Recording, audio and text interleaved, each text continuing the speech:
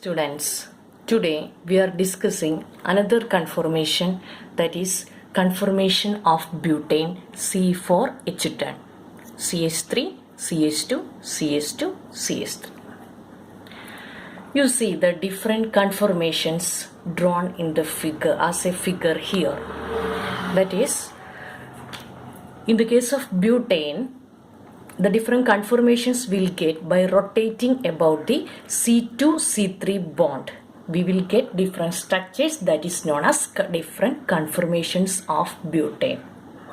Then the different conformations are known by name: eclipsed form, fully eclipsed form, Gaussian form, or fully eclipsed, otherwise known as anti-form, like this. You already studied about the name for your plus 2 classes, I think. So you see the different conformations of butane here. Then structure, the different conformations I gave the name as A, B, C, D, like this.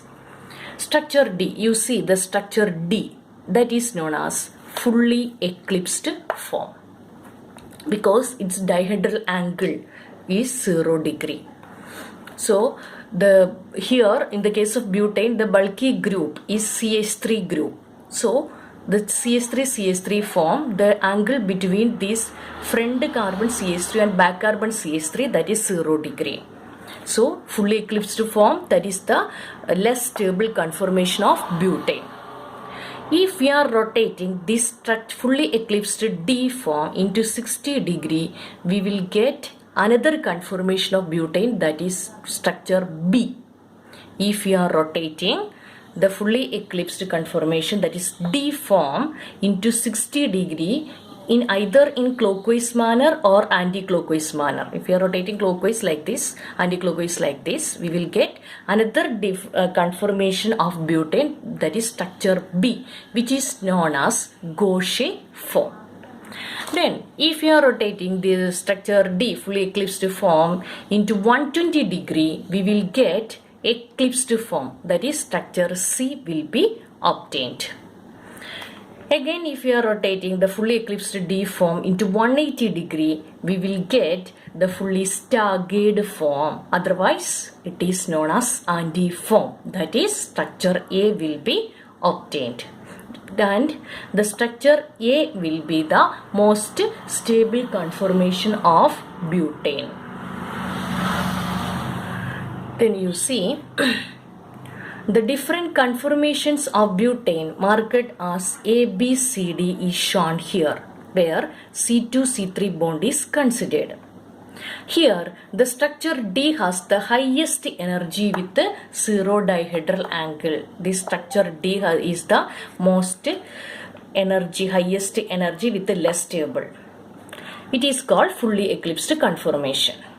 When the front carbon atom of structure D is rotated through 60 degree in clockwise or anti-clockwise, another structure, that is structure B, will be obtained, that is known as Gaussian form or skew form. Structure B is known as Gaussian form or skew form.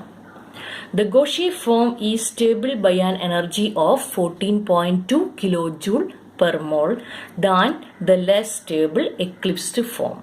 So Gaussian form is stable by an energy of 14.2 kJ per mole. When the front carbon atom of structure D is rotated through 120 degree in clockwise or anti-clockwise, the most stable conformation of butane, that is structure A, which is known as fully staggered or anti-form, will be obtained.